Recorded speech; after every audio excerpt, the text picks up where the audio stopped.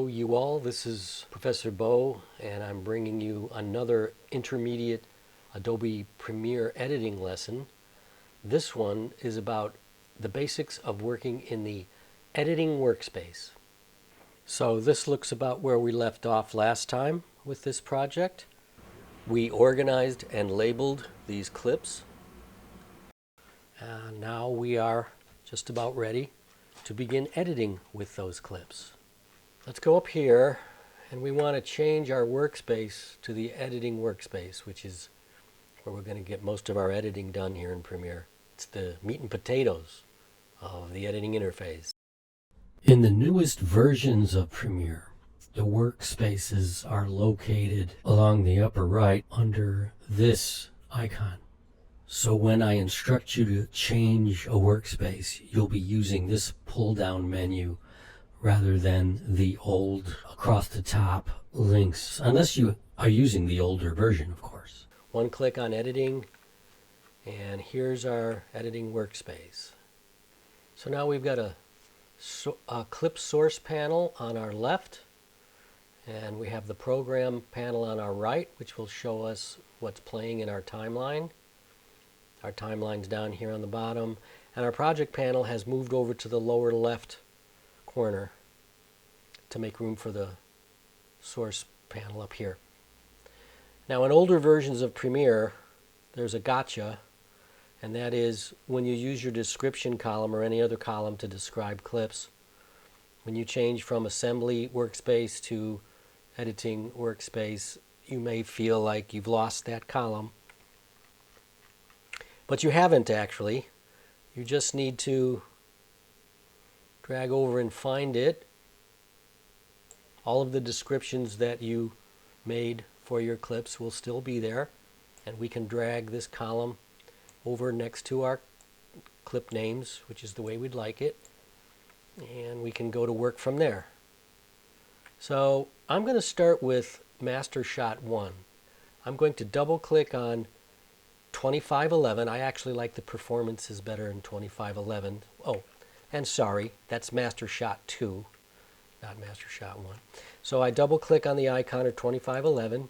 It loads up here, and I'm going to put this in play, and then I'm going to use my I and O keys to designate the first shot that I want to put into the timeline. So I'll put it in play. I'm listening for the action. Oh, I missed it. Okay, I'm going to hit the J key to go backwards. Oh, there was action. Did you hear it? It's very, very subtle.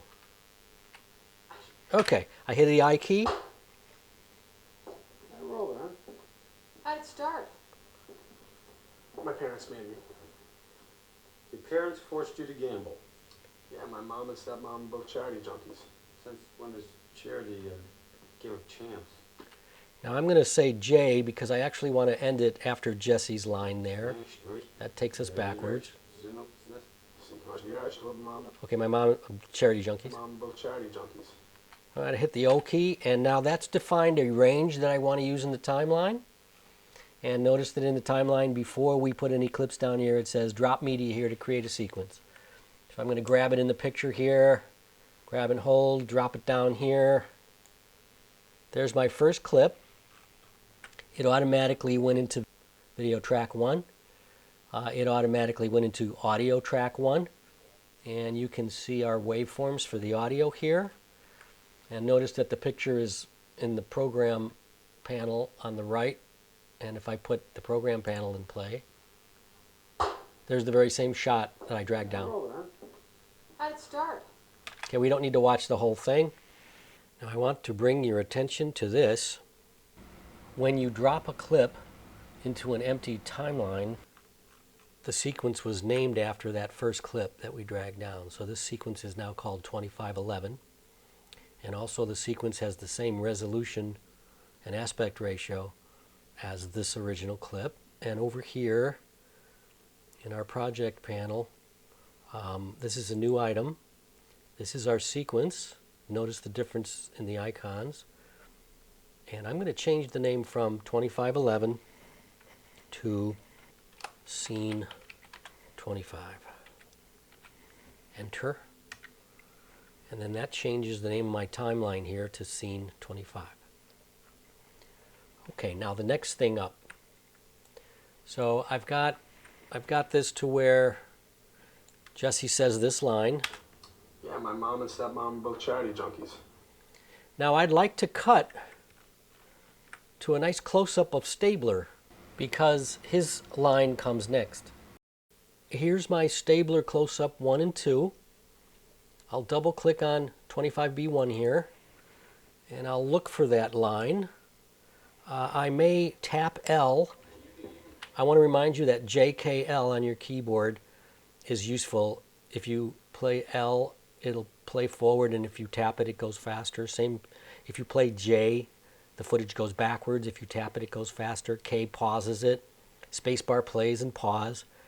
And the mark in and out is I and O. Just for review's sake, this is the button for mark in, and this is the button for mark out, and the keyboards or shortcuts are I and O. So now I'm going to hit L and play this a little fast, looking for this line of his.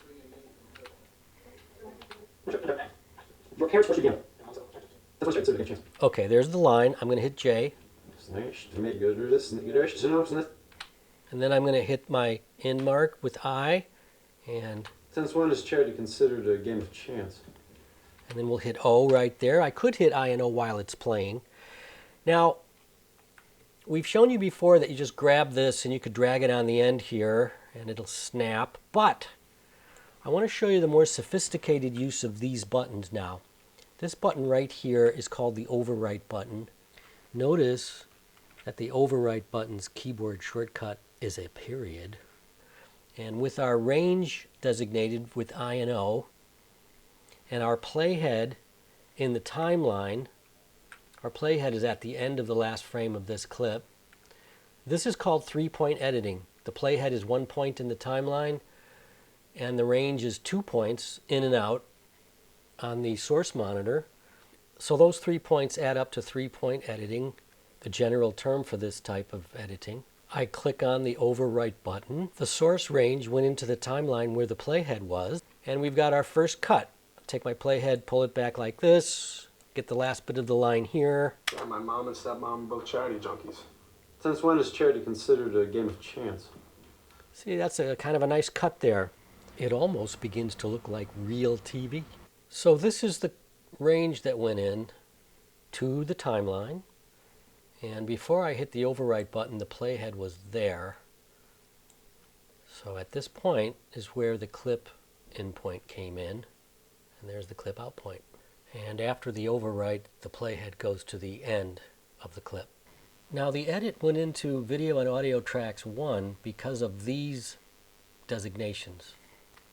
If I change these source patch switches to other tracks, then the video or the audio would have been edited to those other tracks.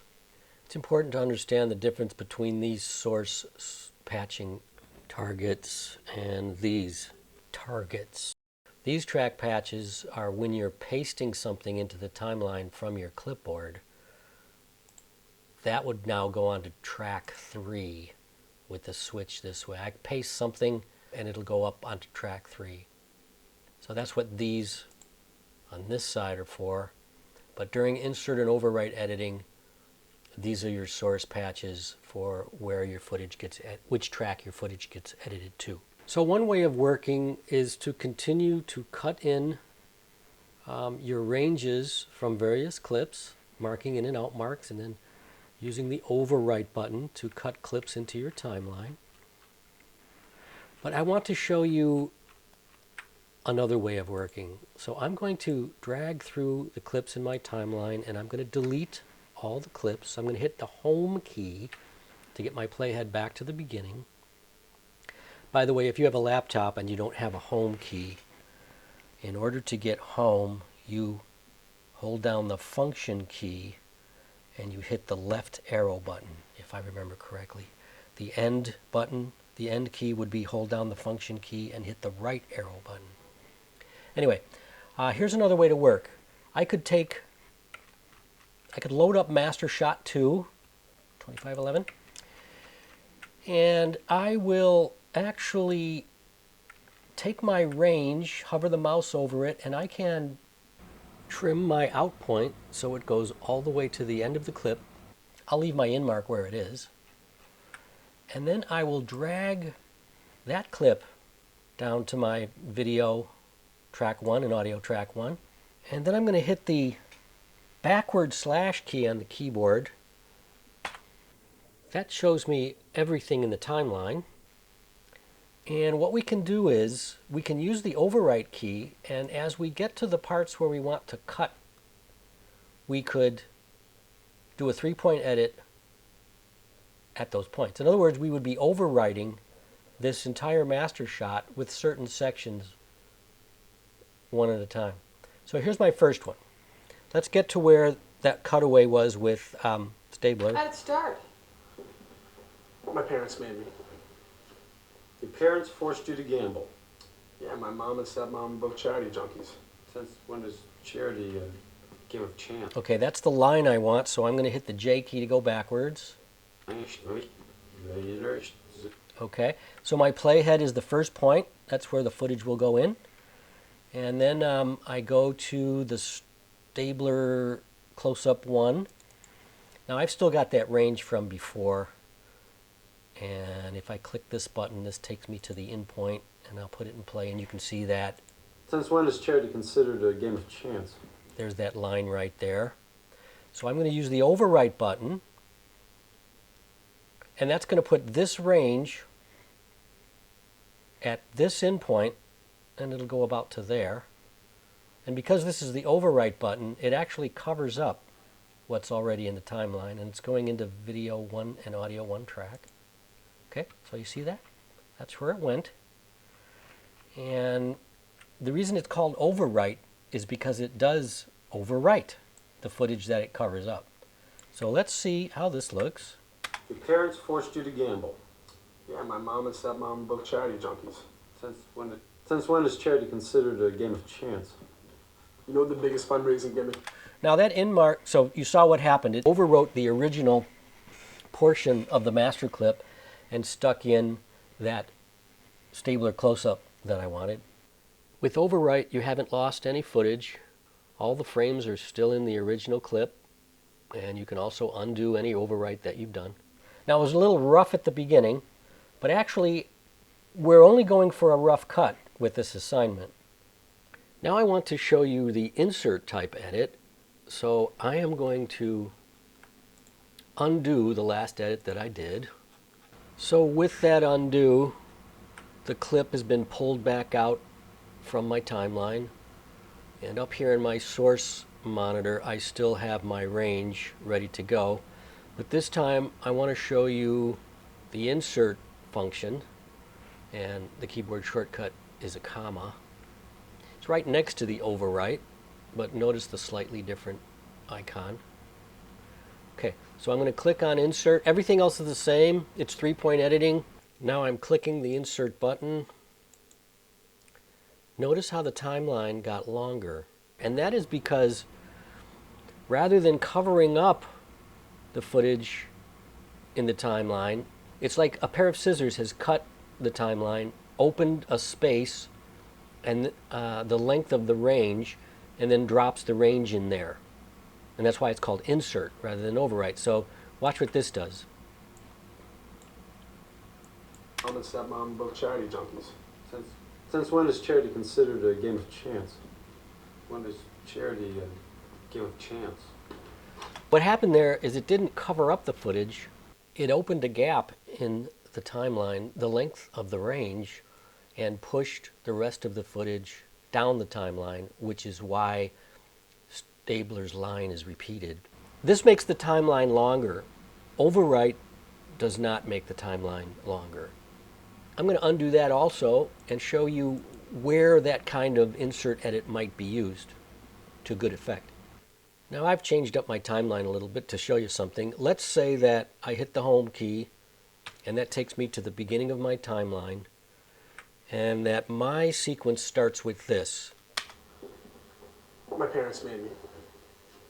Your parents forced you to gamble. I'm going to hit home again, put the playhead at the beginning. See, I could insert something before that, which is what I need to do, because this starts in the wrong place. This is how insert can be useful. I'm going to go over to, I've got these clips labeled door opens, and I'm going to load that clip into our source. And I've already made in and out marks here. So I'm going to click my go to in mark and show you what I've got here. High roller, huh? How'd you start? My parents. Okay, and then Jesse says my parents made me. So with my, I want to do 3-point editing with my playhead at the beginning of the timeline. This range where they come in the door and say the first few lines, I'm going to insert this range at the beginning of the timeline. The timeline has gotten longer and my footage was inserted there. The rest of the footage was moved down the length of that range.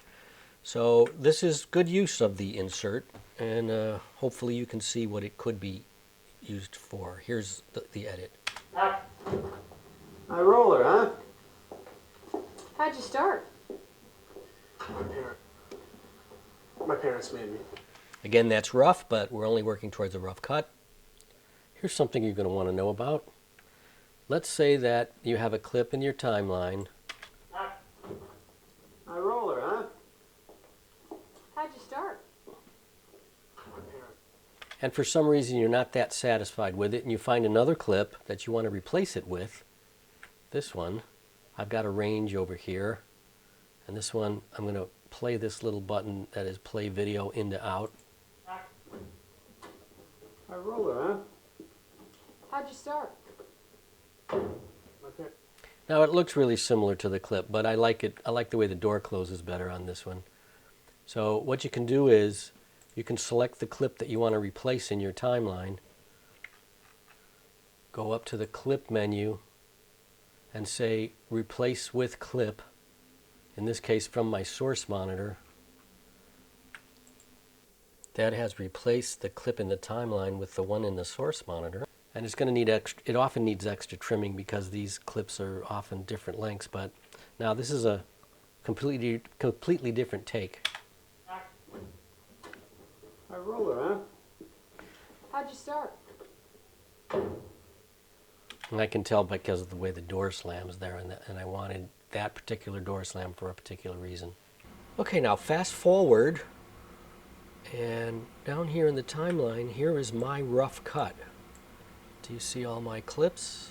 And look in the program panel and you'll see that as I drag through this, there's medium shots, there's close-ups. So I edited this over the top of my I edited all these clips over the top of my master shot that I used as a template. And this is my rough cut. There's two things I want to show you before I give you the final word here, and that is, look at this. If I select a clip in the timeline and I hit the delete key, the big delete key, it pulls out the clip and leaves a gap. And then if I select the empty space and hit the delete key, it pulls out the gap. I'm going to undo that twice. Got my clip back in there now. If you don't want to do that in a two-step process, I could select the clip, then hold down the shift key, and I hit the little delete key. That removes the footage and closes the gap in one shot. When you use that function to close the gap, the timeline will get shorter. I'm going to put my clip back in there with an undo. I don't want you to edit anything, any of our footage onto anything except video 1 and audio 1. The reason is because I want you to rough out the whole scene and not be too particular about fixing little things like this in mark here. See, hear this mistake? Book charity junkies. Since when is Okay, that's a bad cut, but that's because we're going for a rough cut. And that's all I want us to do with this assignment. Trimming is the next lesson. And the lesson will go smoother with trimming if you follow my advice and only cut your footage into video 1 track and audio 1 track. Export your rough cut as a standalone video file, and that is the lesson. Be seeing you.